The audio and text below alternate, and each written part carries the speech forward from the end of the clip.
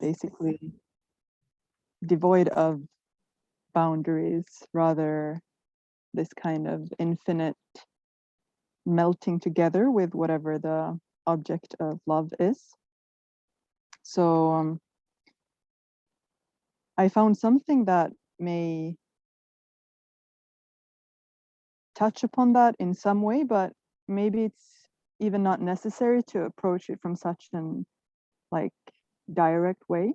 But still, I think it could be something that's necessary to just reflect on, because I think anyone who is on the journey of trying to find oneself, trying to become one with oneself, and coming into contact with guides or with different traditions, different teachings, there is always that risk of losing oneself to different forces, whatever they may be. And I'm not saying all of them are bad, but some of them for sure may not always be good. So for me personally, at least, it's been an important thing to come back to and think like, what are the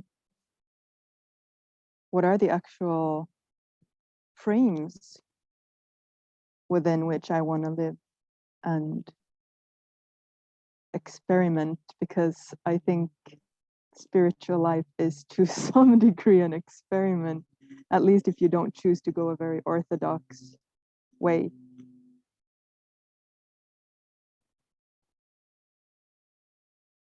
So I don't know, do you want me to start with reading this penning that I found? Sure. And maybe we can use this penning as a means to pen. Exactly. Okay.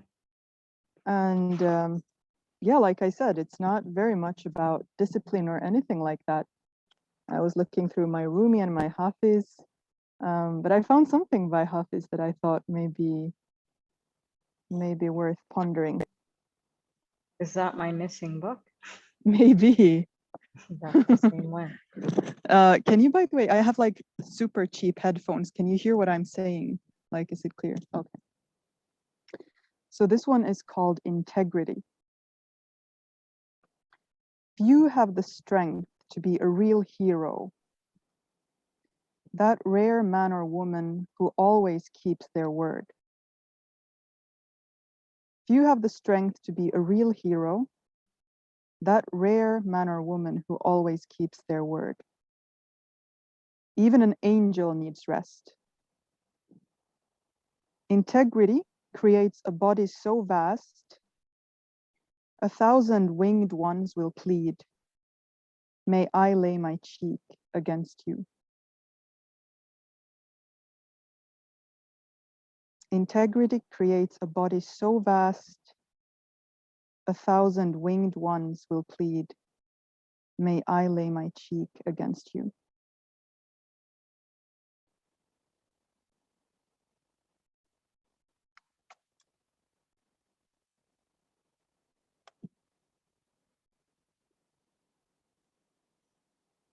That's all Hafiz is telling us. Serious stuff. Can you read that again without the repetition? Yeah.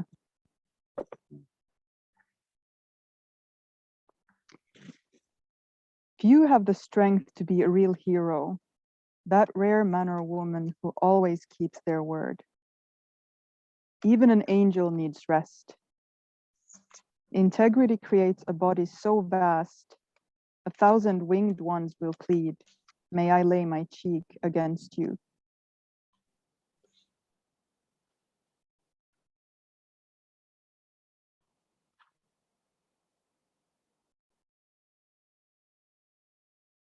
So we'll give it 10 minutes.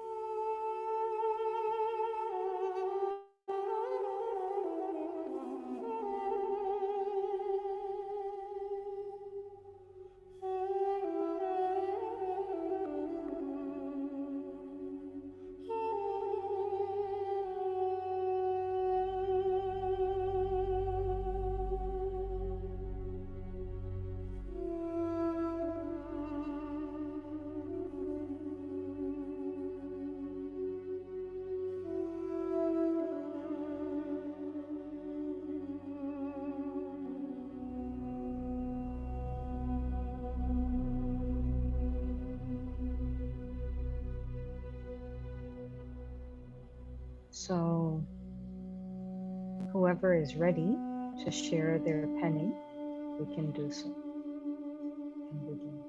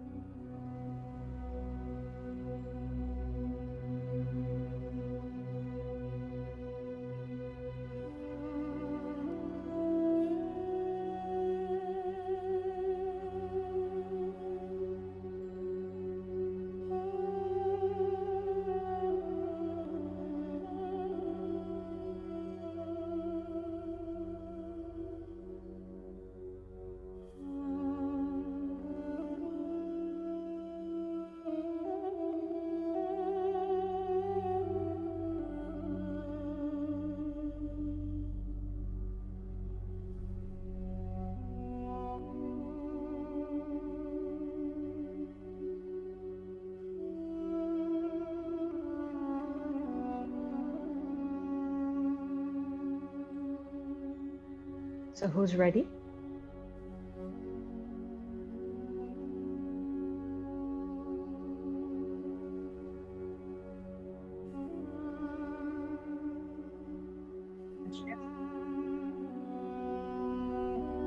Having it.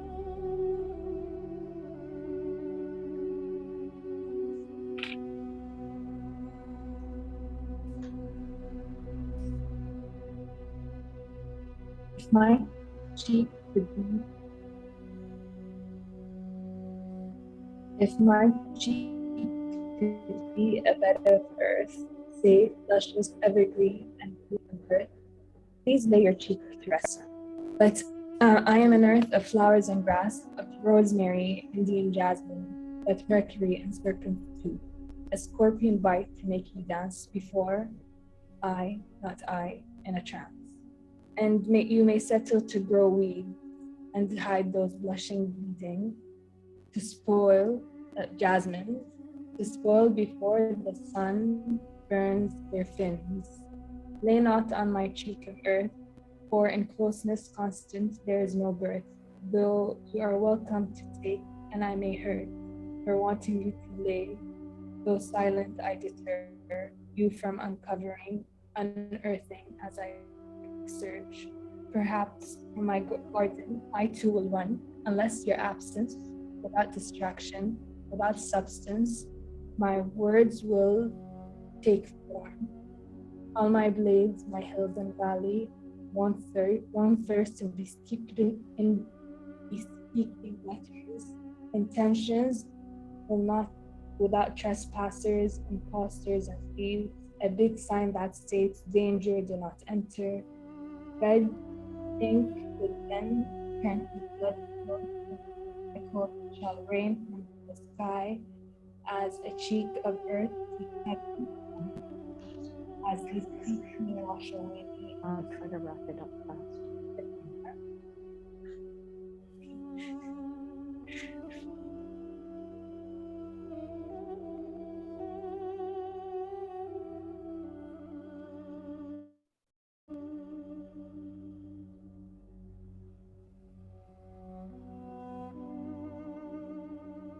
You may have it written on the computer because it was cutting at some point. It would be really nice to see the whole thing.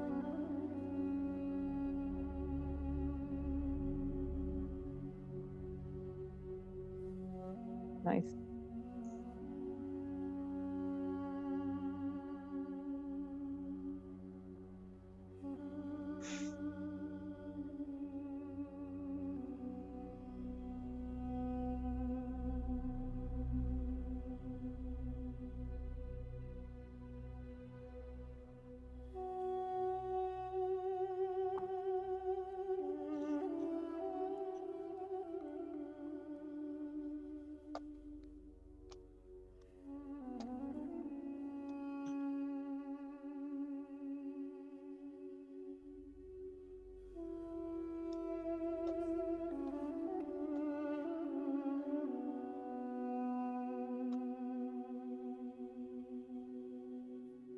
Mehtab, Mariam.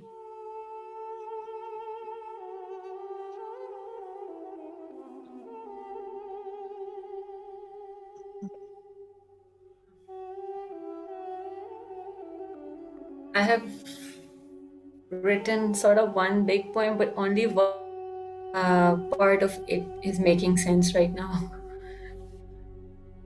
I have been a Satan and a victim. Satan in my rise and ride, victim in my crushed pride. That's it.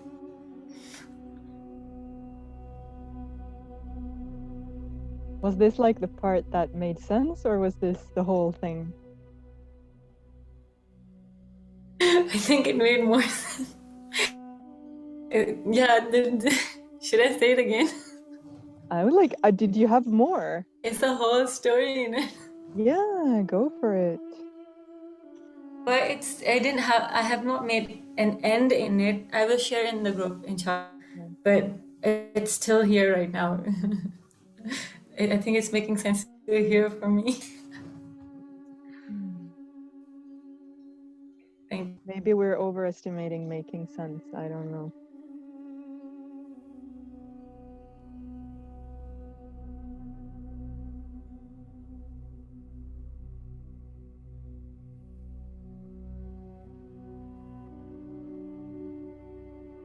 Mariam, do you have something you want to share? Or Alicia?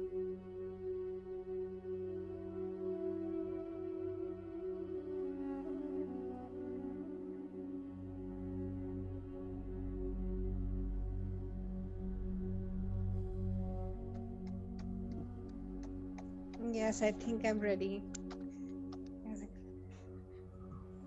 It was really difficult. Can you hear me?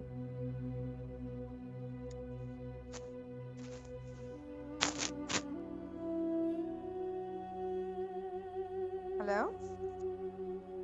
We hear you, yeah. Oh, great. You can hear me, right? All right. How I wish to be one, like the hero she was. Embrace hardships with the arms of love, for the sake of love. The thousand-winged one says, we brought love from love. This is just the few until we reach and meet the hero.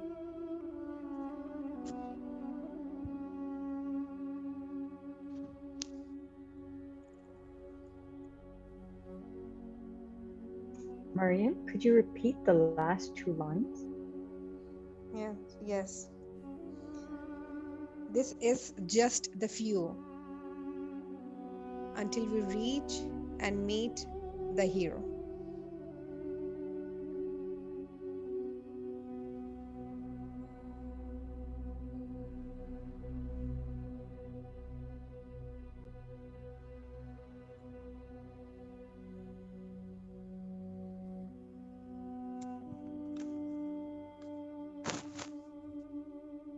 You want to share, Alicia? Sure.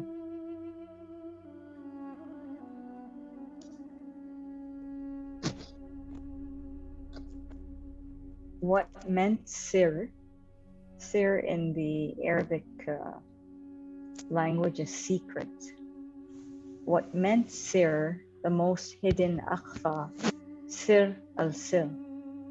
Was the secret between us, no boundaries between us. We are one. I grant none privy to our secret, to the secret. Gabriel's ascent escorted the beloved. Beyond the lote tree, none privy. Beyond the lote tree, none privy. To the secret most holy, how dare one assumes to release this mystery? How dare one assumes to release this mystery? Macrocosmic between Mim Ha Mim Dal, microcosmic the secret between us. What's the difference, beloved? What's the difference? Empty, pure silence, just you and I. We are a glimpse into the world of mystery where secrecy is mandatory. For those who wish to unveil this mystery, take leave. For those who wish to unveil this mystery, take leave. The door's over there. Take leave with Gabriel. He shall escort your descent while others ascend. Like a divine play, all that we are. Puppets, characters, and role play. Bring not your codes of do's and don'ts into this arena, as scripture too shall play her role of mute awareness. Abolish your idols of the values you worship, for Layla is Layla, both book and prophet. Take my sandals, for I am impure, perchance they be a witness of my greatest secret. I ask to be veiled even here, in case you see me not, in case you feel me not, in case you finally realize the secret of us is but you with you. Sadaqallahu al-Azim.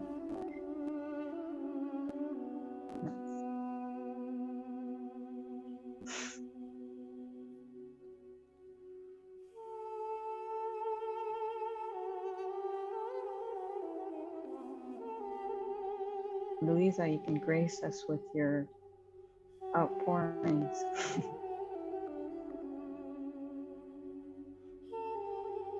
Only if you have time.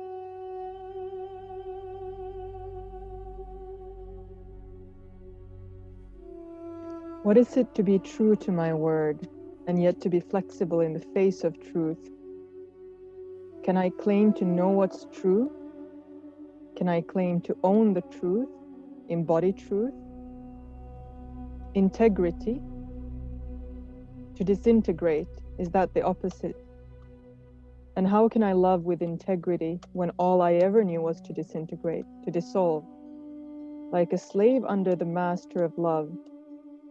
Any rule, any principle thrown under the bus for love. A criminal for love, a traitor for love. Call me any name and I will be that. Is this emancipation always tinted with shame and guilt? Is there no freedom from duality, even in spirituality? The middle road so thin, I walk on glass and slipping, I bleed, cut myself, and you. Nisargadatta Maharaj said, let your human nature unfold and rest in knowing that I am. Why do I try to make this earthly vessel crystalline? An alchemy that seems so futile in the face of fleshly sin. Yet, dichotomy of heaven and hell, heaven and earth don't appeal to me. Surely as above, so below. Whatever good I can expect of me is not in the hereafter, but to be realized now. Can I be so bold to strive for sainthood, knowing that striving in itself is the beam in my eye?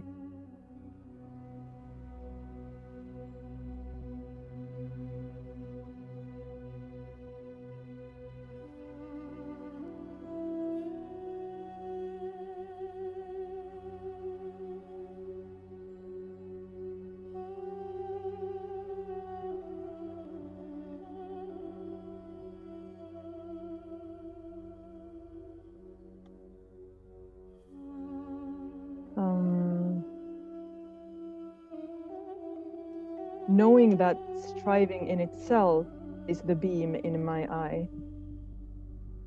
Can I be so bold to strive for sainthood, knowing that striving in itself is the beam in my eye? You know, this parable of someone pointing out the stick in his brother's eye, and then he himself has a beam in his eye. It's a biblical parable. So it's like you're very quick to blame others for being faulty, but then you yourself, you know, cannot see straight because you see the stick, but you don't see that you have a beam in your eye. So Sort of like the glass house effect. yeah, basically. Sort of Maybe. what Imam Busayri said. I command others towards the prayer, but I am lacking. The glass house effect, it's like you have a house that is visible and you're pointing your fingers, you know, at other homes and other people. We have our own chaos going on here within the glass house. There's also the, you know, saying of don't throw rocks in a glass house, like don't, you know, act too big when everything that you're kind of doing is anyways bound to kind of crumble on yourself when you're making all these big words and stuff. So now transitioning into boundaries. Are we prepared to ice skate on the topic? Sure. Walk on glass. Solomon's palace had glass floors. Rather be there. Do you think it was ice? I think it was glass. It was glass. Yeah, she thought it was.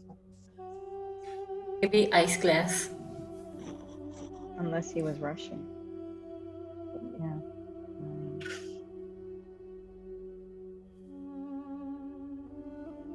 But I don't know if integrity and boundaries are very different. I mean, I think having integrity is having boundaries. I don't know though if they have to be so strictly laid out, but I think someone with integrity is usually someone who doesn't swerve from their core.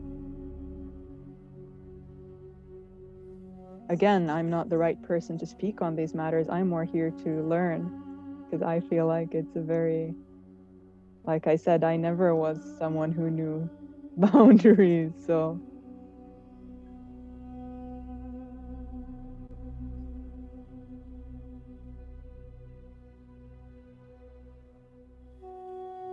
Do you see yourself in the same sort of, you said, I was never someone who knew boundaries. Do you see yourself different from that or still in that no boundary loop?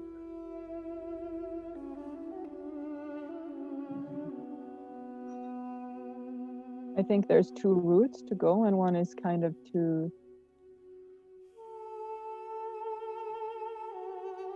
always have the benefit of a doubt in existence in itself and kind of throw oneself into the abyss of just eternal space, and the other route is to confine reality into different tangible or perceivable spaces that one can inhabit with peace and harmony.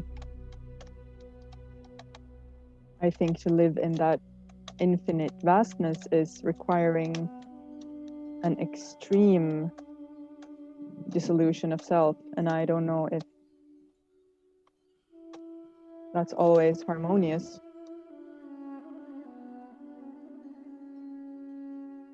I can't say an answer to your question more than that. If we were all to share in a sentence or a word, what comes to mind when, you know, the term boundary is presented spontaneously?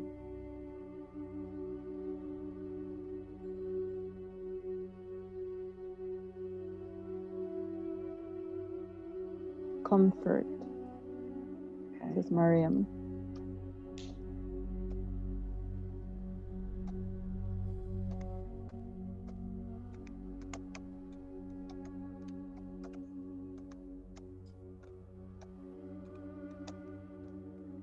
I thought of a red line.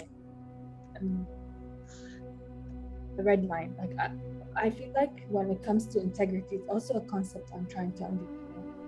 But you know how we tend to, at least, and I see it to myself and many people, we rise to people to defend people more than we defend ourselves.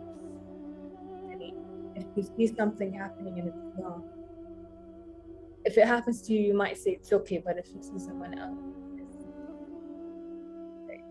for me, that's part of building your integrity, knowing what are these things that make you like. It's a line. Like if you cross it, I'm not okay. You know something from within you will just stand up. Again, it's not even. These are the boundaries.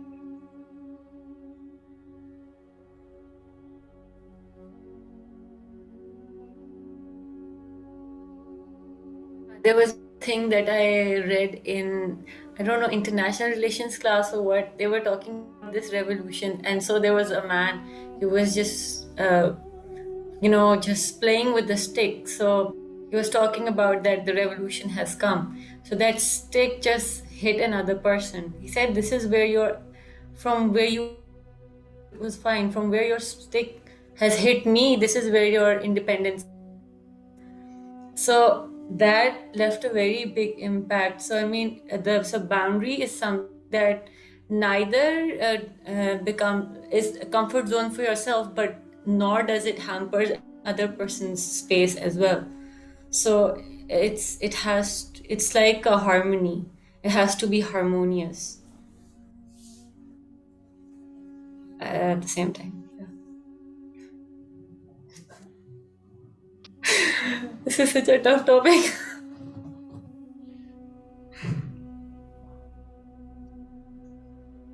What comes to your mind?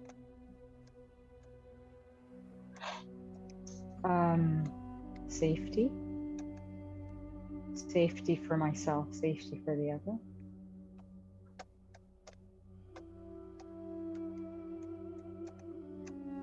Or something you want to protect.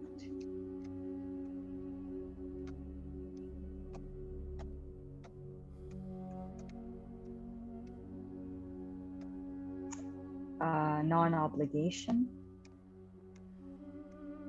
You're not obliged to let everyone into your private space or your personal space. So a sense of being unapologetic without feeling guilty. For setting boundaries or what? For setting boundaries.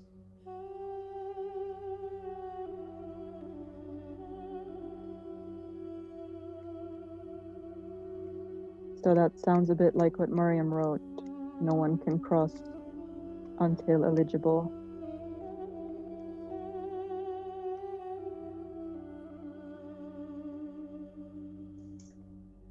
You just reminded me of the concept of previous, I know this was, I guess, yeah, it was very common in the Mughal Empire, where they would always have a DIVAAN and DIVAAN khas. So that was like boundaries, right? There was the court or the assembly for, a public sort of disclosure between the ruler and and the subjects, and then you had the Divan Khas, the inner circle. And the level of boundaries in that would be obviously different. So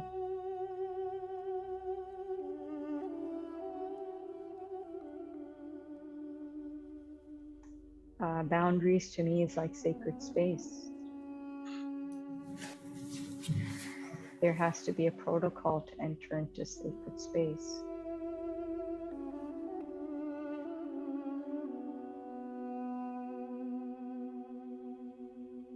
And there is a differentiation because while others were asked to remove their sandals, that one was asked not to. So,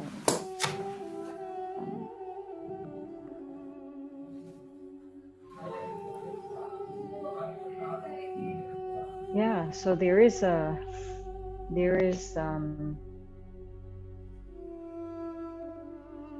biases and boundaries too. It's because who you choose to feel safe with or allow into the temple within, you know, or close to it. And I guess anyone who enters, then what is there to kind of, I don't know, like, are there levels to that too, as to what you veil and unveil, or is it too late? Is it like a checkmate? You know? Is there anything you can hide once the entry has happened? Are you saying like once you let someone into the temple, it's like whether they start wrecking stuff or like throwing things around, it's like you've already let them in? Or no, I mean, it's like whoever has entered, they've entered because of a metaphysical entry. And so if they have entered, then what is there to kind of, what is,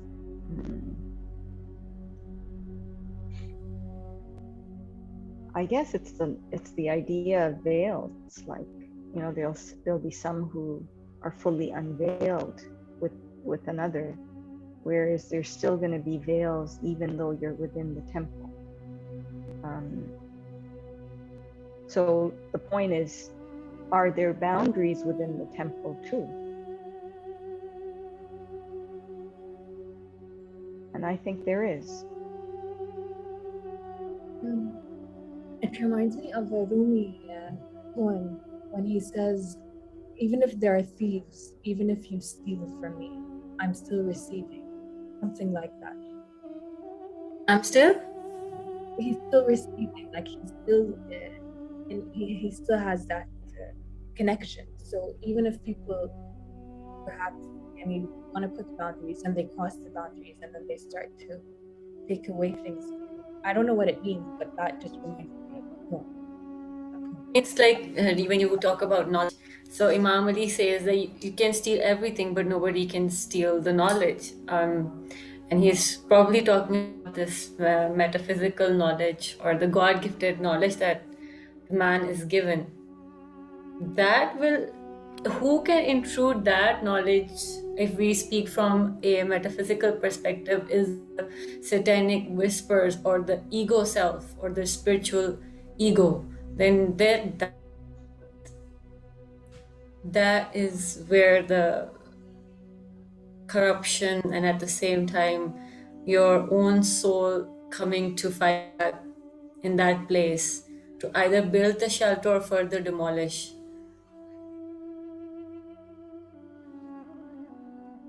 It becomes the space of conflict, and then whatever the soul does in overcoming it, that also can turn into a fortress.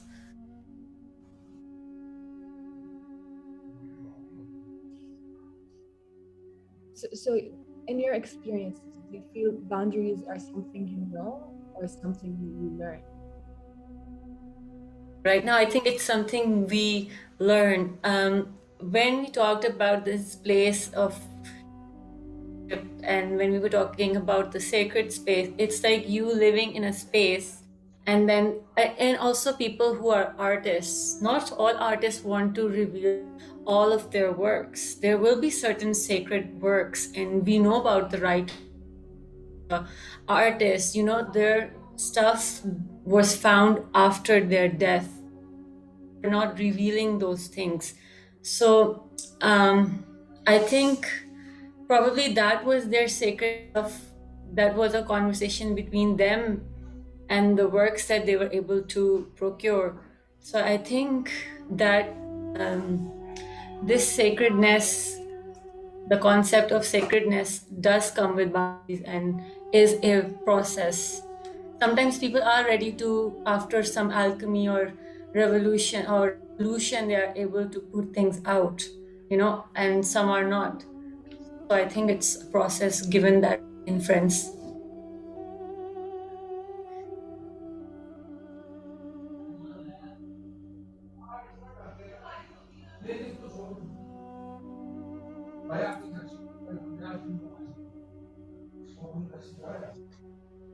I think it's similar to the idea of the different stations of the saints. Not all of them are on par, right? There's different levels and stations, and what one knows, the other doesn't necessarily know. And eligibility is not something we can decide.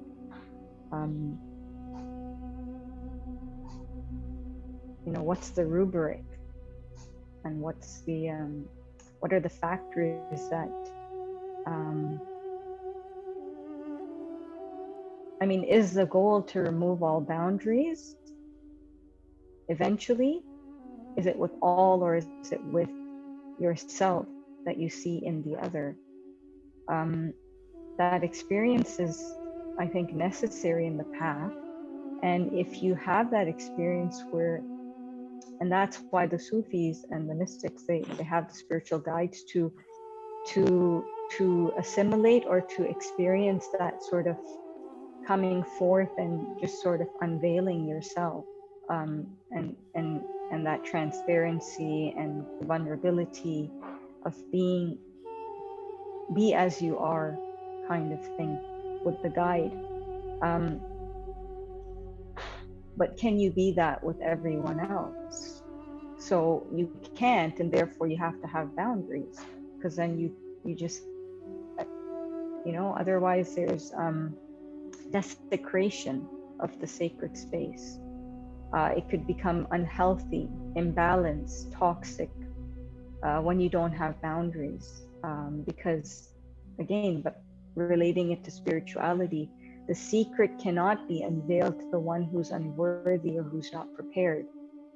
And that's one of the major protocols of sacred knowledge. You don't go around flaunting it, you don't go around sharing it, because there's a high level of rejection and just not understanding. And that's like a desecration to the truth contained in the knowledge. And then you become a vessel to desecrate it. So yeah, boundaries are necessary. And then what is the seeker's responsibility? Because there are so many who are, very ready to present themselves as, mighty authorities. And I think not every entity, not every power is what we want to be fully unveiled to. You're talking about different levels of the sacred space. So who is it that we actually can surrender so fully to that we have no boundaries? That would be an entity or power that would be fully benevolent, as far as I can see. Or we just take the attitude of Rumi's, you can steal and I still receive. That's the other perspective. But then what's the use of boundaries? Because then we're just happy when there's a robbery. Yeah, I'm also facing a similar kind of dilemma. I have recently placed the picture of our guide in the room, because I was specific place, and it has been hard for my family members to accept this. But I know the kind of, there's peace, and you're under which sort of thing that is coming. But at the same time, Saida Alicia has said that, we can't put everything out because we don't want that to become a symbol of criticism. So that is something that I'm also struggling with, but I'm also seeking positive results. So this is where I am setting my boundary, that this has to be here, or don't accept it. This is not going to be taken off. This is where I've drawn the line. But it sometimes it doesn't. It just hurts when when they're saying like, why do you have it right here, or this is this or that. I'm like, no, I know what it's doing for me. So this And is in that space that you're placing it, are you the owner of that space? this is my room. Oh, This right in here. your room. Oh, in your room. Okay, I thought you meant like in a common area, and you're like No way. adamant. Okay, because I was like, it's not even about criticism, because everything you do will be criticized. It's just about sometimes disrespect or a desecration to the knowledge. So, or to whatever it is. Yeah. So, okay, I get that. It's in your space. So yeah, I think that's, if you were to let go of that, even, then what do you have really? So I get that. And if you don't set boundaries, then you're going to be, situation where like the army of elephants will come and want to take over, just trample you, down basically. So and I think it comes with awareness. As we become familiar with ourselves, and as we expand and grow, we're not, I think it's over time. Like, I think I probably have, I wasn't ever like the best in boundaries either. I used to just be like an open book everywhere and just be very fluid, and I get myself into a lot of trouble with that sort of open heart, open whatever attitude, and and sometimes it can backfire, but not to a point where I think I would ever regret it. But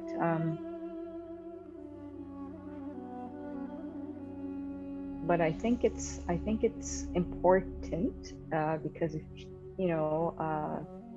for example, even in the 8 limbs of yoga, right? They talk about not stealing. It's not literally about stealing from someone. It's even stealing someone's time.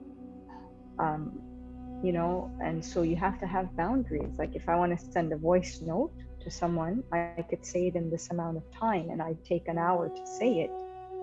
I've crossed the threshold, because what if that person is busy and they're polite to tell me, polite not to tell me? I mean, am I entitled to take up an hour of their time?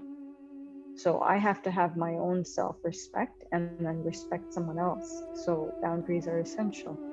And what's whose responsibility then? Because also equally the receiver has the responsibility to set their boundaries and maybe not listen to an hour-long message if they don't have the time. And this I find is very, especially in spiritual relationships between teacher and student, it's tricky, because if the student is serious, then usually that means a relinquishing of boundaries. That's how, as far as the tradition has gone, like pretty much you have to just trust, and you have to kind of let go of your ego. You have to let go of the comfort. That's a word that came up a lot now with the boundaries. And that means the teacher's responsibility is huge. And if the teacher then does the 1 hour voice note thing, then that's kind of as a student, you don't put that boundary. So I think that is a dilemma.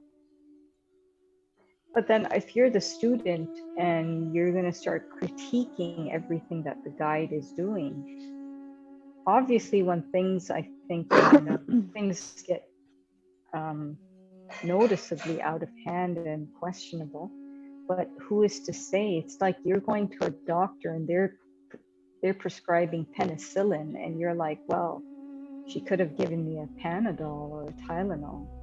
Like, why are you going to the doctor? But see, this is the thing. I mean, I come from Or a you background where to I've start lived in telling sect. her 1 hour is too much. And there comes a point when you don't have any boundaries and you're literally, you know, basically down with anything. Like if someone asks you to, you know, get on all fours and, you know, you get beat with a stick, you're like, this is the master's wish. That didn't happen to me, but I'm just saying like that's basically, you lose all sense of boundaries.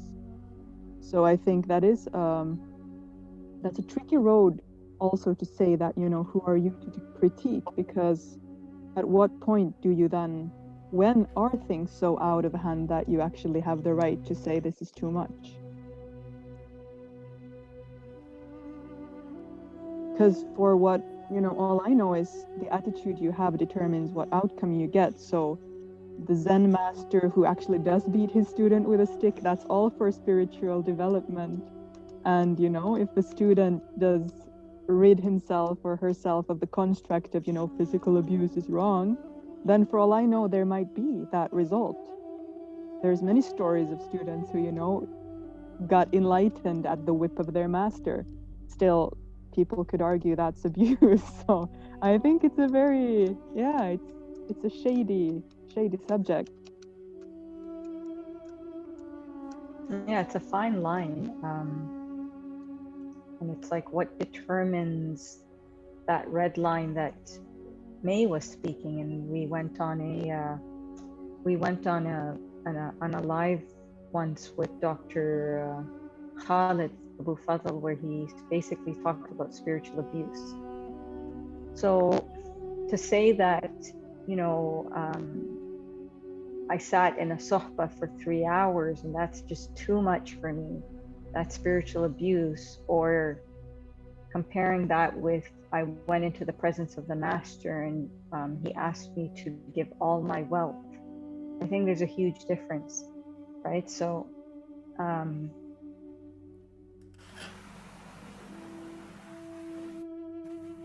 think it depends. But who determines that difference? Because again, for someone, giving all your wealth is no sacrifice.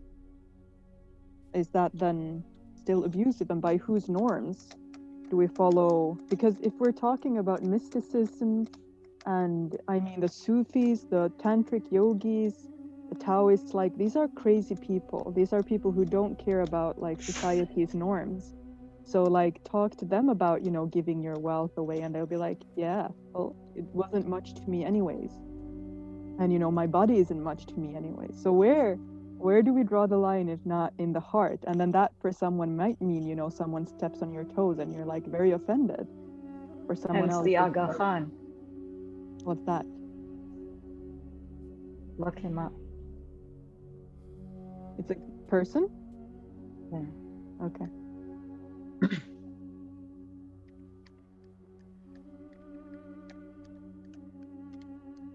Yeah, it's tricky because when there is emphasis on fana fi, you know, fana in the guide,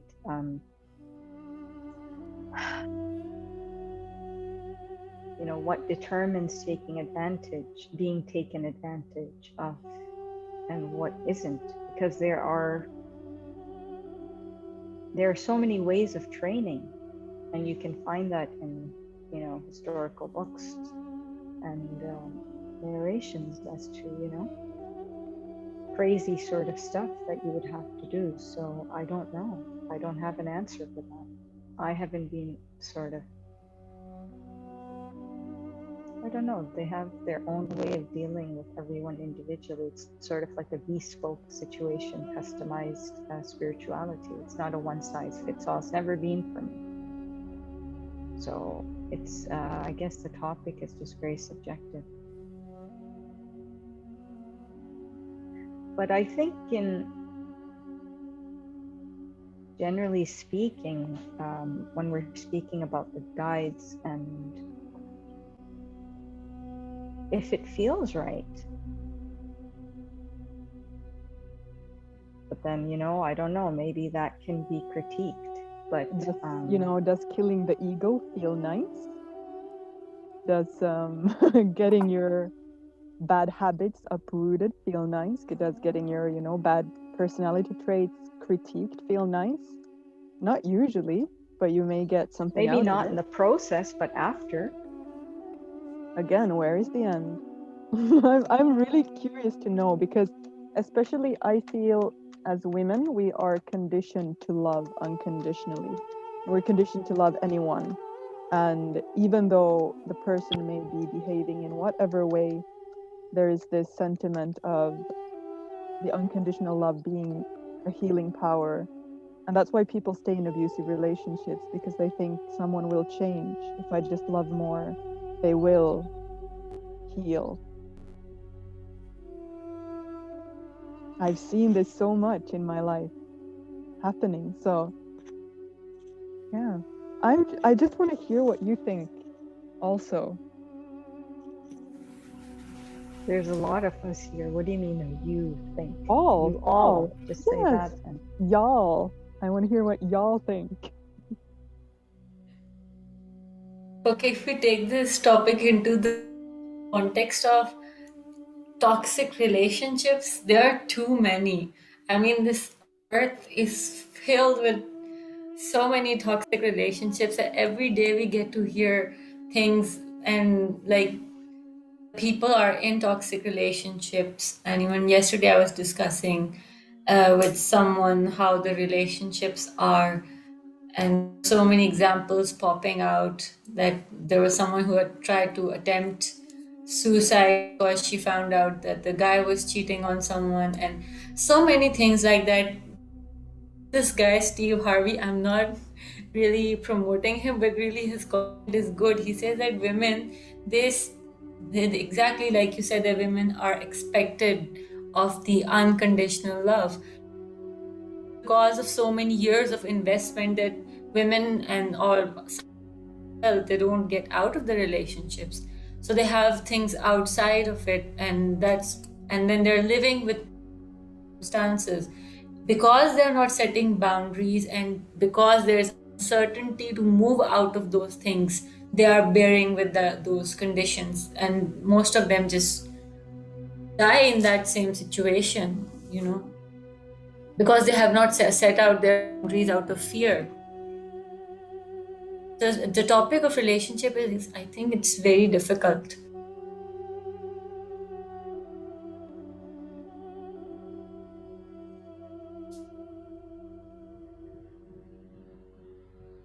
I think it's good to give the benefit of the doubt, but then when there's a pattern that they question, I think this is in relationships, and the way they ask you a question, like sometimes you start to the intention behind their question, and like the intention.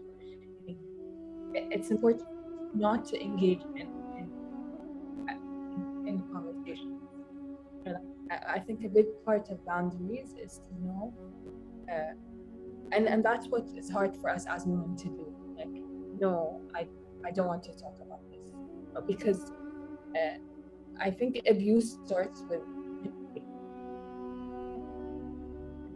like you start to see the reason the person's just asking you the question, which is what they do when they question you in interrogation rooms. So you so you doubt yourself.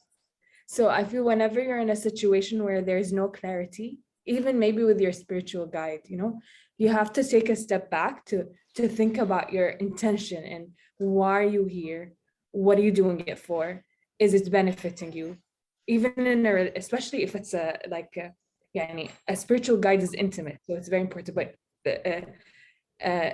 I mean, even in even with family, even with anyone, and you just start to know, like, do I want to even ask how are you? Like, do I want to go into that that whole conversation? What do I have? and I think the nice thing about a spiritual guide, it's really hard because you have to do a lot of, yani, you're right, it's not easy to uproot all of your bad habits and to see yourself, and I have the same question, like when is the end, you know? But but there's it's like you know, when you hit the rug, you're just trying to get the dust. So you always have to remember that, you know, yani. And everybody has different capacities. Maybe some of us will end up being physically abused. Maybe some of us, you know, will yani, it's and I guess boundaries is coming back to yourself and understanding, like, you are I'm not there, like I'm not dissociated from my ego. So I always think about me as a person. What are the things that I'm always leaning towards in my 30 years? Like, I'm trying to understand me, because I'm sure with the spiritual guide, it's not going to take me away from things that feel natural. Maybe not, like, maybe I'm wrong, but yani, things that feel natural to that feel, not the things that I've learned, I've been conditioned to believe are good, but things that let me go of that conditioning and kind of make me lean into who I am. And sometimes it's a trick. Like, no, it's not it. We were tricking, you know, and you just, and that's, and I think the thief and like people, I do a lot of things where I don't know how to put boundaries, but then it teaches you humility, you know, yani, in a like, you fell again, you know, you fell again. You're not gonna have humility just because we're people, like we have pride. So it's pride isn't gonna go by just you not falling down on your face and you figuring out, you know, and the shit, like my pride is taking the best of I'm nothing. So I feel the boundary starts with going in back into your space and trying to make sense, like, before losing yourself. Like Anna, for me, like I've been through it's scary, yani, at least your spiritual guide, you come back to them, but it's scary when that happens with abusive people. Like, you lose yourself and then you find yourself, yani, yeah, like ridicule, yani, in an abusive situation, really, you know. And I totally believe once you let someone in, it's so hard to kick them out, especially when it comes to relationships, yani. It's really difficult for them to, and I'm still learning, but I think also the experience of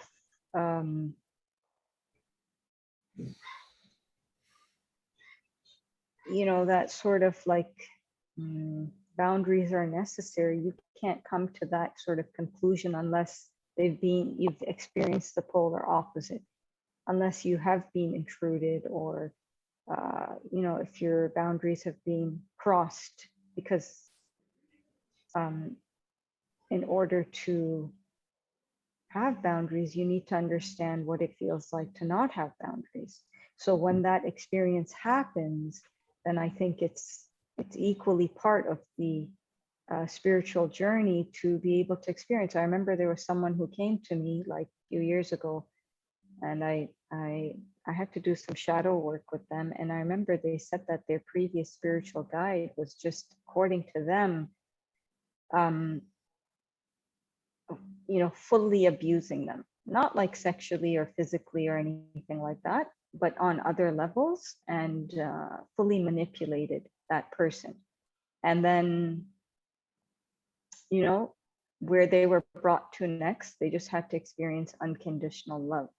But then had they began with the unconditional love journey, they would probably not appreciate it, maybe, or maybe they weren't ready for that, because they hadn't experienced the flip side of what that actually is. And then later they, you know, they're on, and maybe that guide has a specific role, and then they move on. So there are spiritual guides who have volunteered to do the dirty work, and they're known to be the dirty guides. I don't know, like, I'm not like high-fiving them, but everybody has a role. That's all I'm saying. So if we have a paradigm that everything is necessary and equally good for us, in the training, okay, then no regret. No regret, I think. Because we are what we are today, and we are where we are today because of yesterday. Mariam, do you have any 2 cents?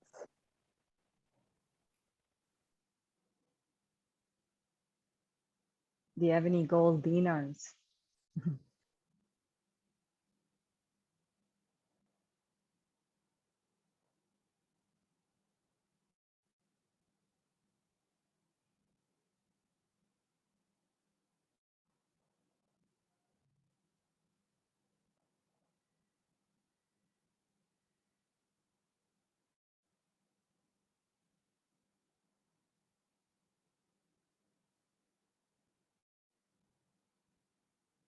So we can say that boundaries is not an end, it's a process, ongoing process.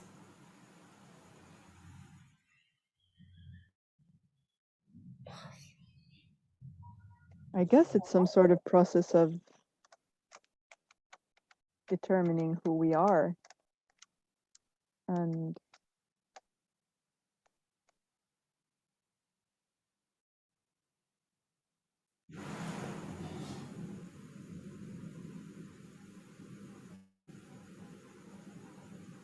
I think Alicia is setting a boundary here. Boundary. I actually went over. I went over the half an hour, but I didn't give any specifics. So I basically now I'm coming to 1.5 hours. So which is the usual anyways. But I mean, you guys can continue. I'm not saying, I'm not imposing my situation on others. Entirely up to you all. But I'll stay for what Mariam has to say.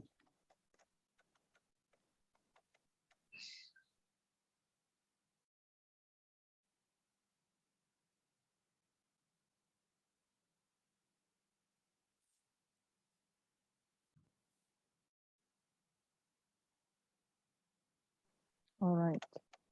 I think, 1.5 is a quite good time. That's anyways what we used to mention. And speaking of stealing people's time, I think that's also a good adab to keep. Not saying that we can't continue in the chat. Sure. I think this is a deep topic, and it's very relevant to why we express poetically, because different states are probably due to, boundaries being sometimes triggered, or whatever. I think it's relevant. So we can continue this.